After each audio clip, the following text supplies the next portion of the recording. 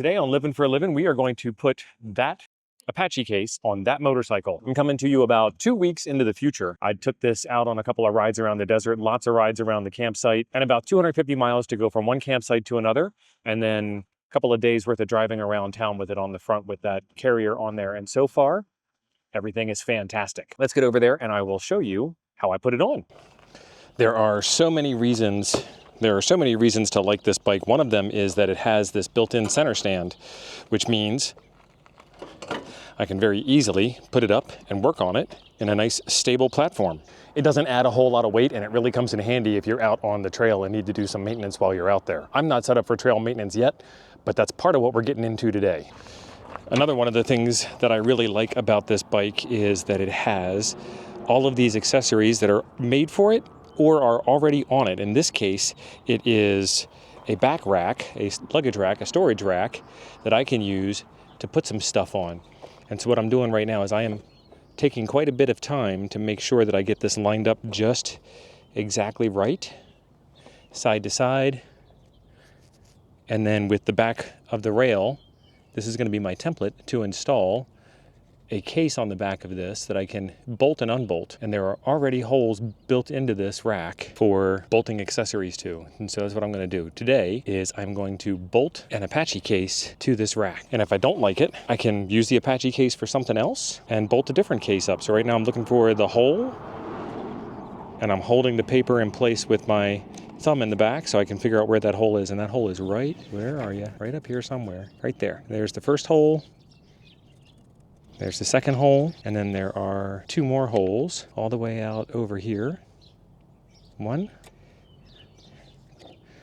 And these holes are threaded, so all I need to do is drill holes in the bottom of my Apache case, and then I can bolt straight through into these holes. And then they tell you right on it, 44-pound weight limit, but these are the 4 holes I was telling you about. 1, 2, 3, and 4. And then here is the Apache case that I chose. This is the 4800. This is the biggest one you can get without wheels, and I got it in yellow to match the color of the bike. The bike is a little more orange yellow than the case is, but the case is going to sun fade anyway, and I figured yellow is better than black. And again, if I don't like it, they're cheap enough to swap out and replace with something else. Let me get this card off of here, and then we'll show you the inside. And this has got a lot of latches to keep the water out, which is nice. And then when you open it up, break the seal. It has a little seal breaker thing here too. So you can let some air in to make it a little easier to open. That's the first time that's actually had to happen. There's the bolts that I got. Some instructions on how to customize the foam gel, a little silica gel, do not eat candy packet.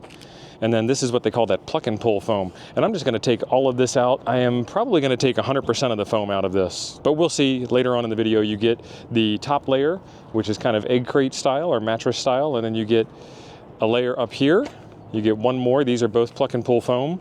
And then in the base, you get a little non-pluck and pull foam to kind of give you that base layer of protection from the bottom. I'm gonna leave that one in. I think the top one's gonna fall out all the time, but we'll figure it out. But these 2 here, definitely not gonna be using them in this project. I'm also a pretty tall guy, so I am leaving some space here so that I have room for my back.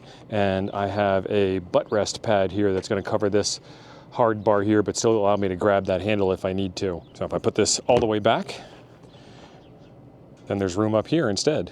But I want this all the way over here. And then from a where do I want it mounted on the bottom of the case perspective, there is this horizontal rib that goes across the backside. And what I'm going to do is I'm going to take my template that I made and I'm going to line it up with that back line.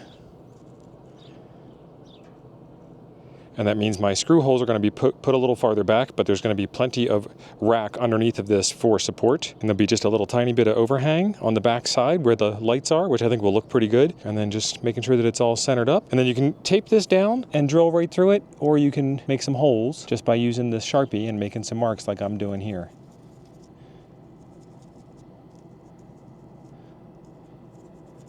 Checking that it looks pretty good. I think it does. So I'm gonna get the drill out and go to town. I actually thought about putting one of these Milwaukee pack-out cases on the back of the bike. These aren't as waterproof, and they're also a lot more expensive. I mean, drill and drill bits. Not sure what size yet, other than I think it's a 6, but these are Imperial, and the bolt holes are metric. All right, not that it matters much, but I'm choosing the 5/16 Imperial. Put my eyeballs on so I can make sure I don't mess these holes up too bad. And this is real soft plastic, so I don't need too much pressure. All right, and that goes through just fine. And just to make sure that the head doesn't pull through, I got some washers. And there we go with the washers. So I'm gonna find the first hole by putting the bolt through the case and then looking underneath and getting it threaded just a little tiny bit. Okay, and that'll leave me room to swing with the other side of the case. And we can find that hole. You guys moved around here. So I got those two in.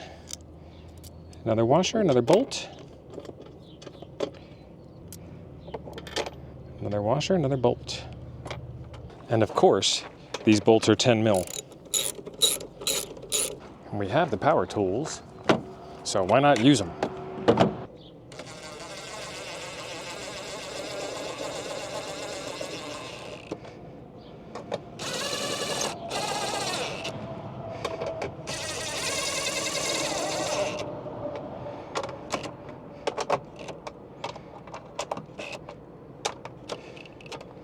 Perfect. Let's give you guys a tour.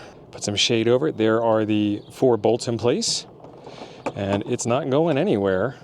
Wait, hold on. That baby's not going anywhere. There we go. Sealed the deal there. Let's get this case closed.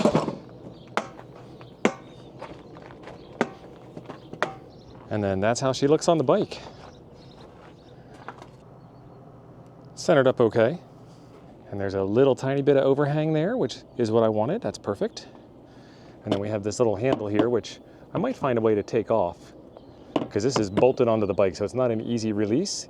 The other thing that I could do is find a way to make it an easy release. If you're going for 100% total waterproofness, then also seal the bolts from the bottom with some silicone, and then it becomes more of a permanent fixture, permanent install, and water won't come up from the bottom. I'm gonna put that piece of foam back in the bottom to protect my gear from those bolt heads, and then we're gonna go for a ride.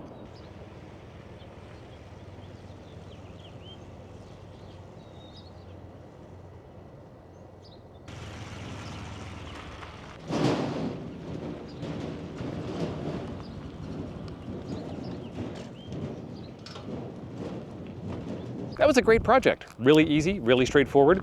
I will leave some information in the description down below about the right size bolts and washers to get for this project. It is an absolute game changer what this does for the motorcycle. Having the ability to carry just about anything with me. And just about anything relative to the 44-pound weight limit, that is. I get to carry some gear with me when I'm going out on the trail, so I've got a place for water bottles and food and supplies and gear. I said gear twice. But it's that important that I had to say it twice. So you're gonna see this a lot in upcoming videos on both of the channels. I've got a ham radio channel, a lot of y'all know that. One of the things that we do as full-time RVers is we are limited by our transportation options. Having the motorcycle on the front of the truck really helps out. My wife can take the truck and head off into town and spend the entire day doing whatever, and I'm not trapped at the campsite. Or I can head away and do whatever I want to do, and she's not trapped at the campsite. And at 250 pounds, I barely even feel it on the front of the truck as we're going around. Might actually even help a little bit to balance things out. I'm going to be doing a weigh-in on the truck and getting back to you on some information about that, so be sure you are subscribed to see that in an upcoming video. It is very important that you weigh your truck. I did it on my old truck last year. Found that I was a little overweight. So since then I went on a diet and I lost some pounds. No, that's not how Americans do it. I bought a bigger RV and a bigger truck. Y'all have seen that. So I'm Steve, this is Living for a Living. Thank you all for watching and check out this video next. I'll see you over there.